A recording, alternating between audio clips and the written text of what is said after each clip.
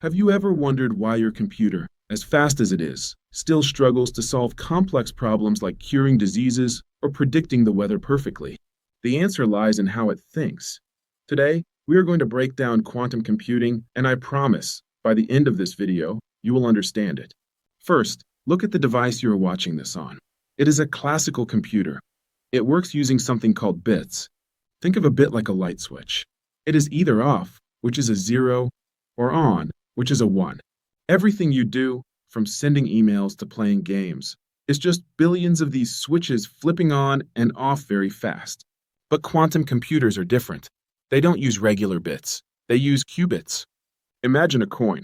A classical bit is the coin flat on the table, heads or tails. But a qubit is like a coin spinning on the table. While it's spinning, is it heads or tails? It's actually both at the same time. This is called superposition, and it allows quantum computers to handle massive amounts of data at once. Here is the best way to understand the power difference. Imagine a giant maze. A classical computer is like a mouse running through that maze. It tries one path, hits a wall, goes back, and tries another. It solves the problem one step at a time. A quantum computer is like water flooding into the maze.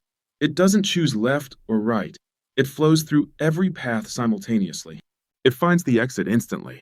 This parallel processing capability is what makes quantum computing so revolutionary. So why do we care? We don't need quantum computers to check Facebook. We need them to solve problems that would take today's supercomputers 10,000 years to finish. We can use them to simulate molecular structures to discover new medicines, like modeling complex proteins for drug development. They can create super-efficient batteries for electric cars, optimizing materials science at an atomic level. Or solve complex financial risks in seconds, revolutionizing fields like logistics and climate modeling. Quantum computing isn't just a faster computer. It is a completely new way of understanding our universe.